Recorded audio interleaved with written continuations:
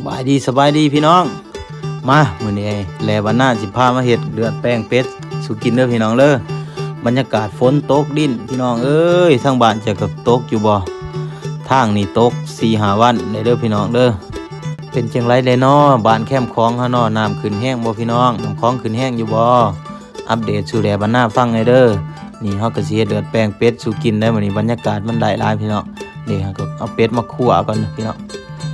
เป็ดนี่ก็เป็นตาแซ่บเลยพอดีกินซ้ำนี่พี่น้องอันนี้เฮาก็ซอยเครื่องเฮ็ดเดือดแป้งนี่มื้อนี้แลบาน่าสิเฮ็ดขัวเด้อพี่น้องเด้อขัวเอามันสิมีความหอมสิบอกสูตรเฮ็ดเดือดแป้งแซ่บพี่น้องให้พวกเจ้าหั่นเอามาซอยซีนดิบหั่นเอามาซอยแล้วมาขัวมาล้วนเอาเป็นหยังจังว่าสั่นเพราะว่าเฮามาขัวนี่ซีนมันสินุ่มกว่าเฮาไปต้มนี่ซีนมันสิลาดมันสิแข็งเลยพี่น้องก็ลองสังเกตลองกินเบิ่งโดดสมเทียบเบิ่งโดด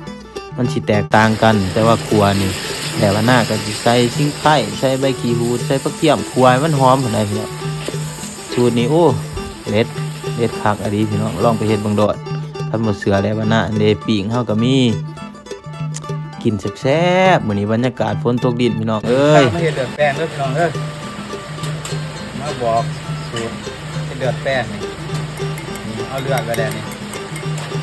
สูตร1-2เด้อพี่น้อง1-2เด้อเดี๋ยวเดือด1น้ำ2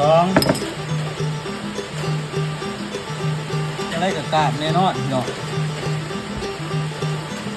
สูตรนี้บ่มีผ่าน1นั่น2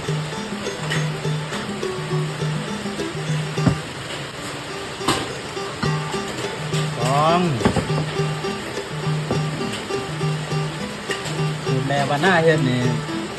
สิเอาผักหอมนอนทั้งลุมเลยมาห้อยทั้งหน้า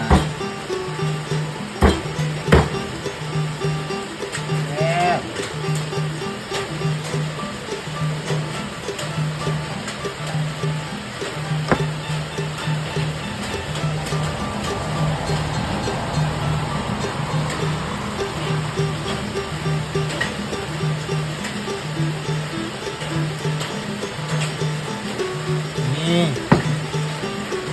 เบิ้ง3 นาทีพี่น้อง3 นาทีเอาเบิ้งกาดแน่นอนเบิ้ง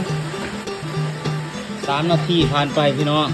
เรียบร้อยยิบดีเลยนี่กาดแล้วนี่มาห้อยไปนี่ห้อยถั่วดินห้อยชิงไข่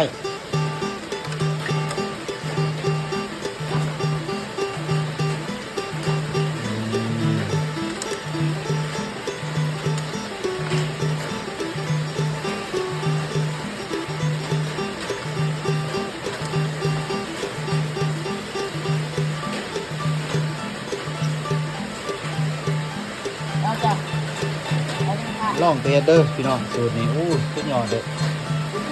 เด็ดสุดยอดเลย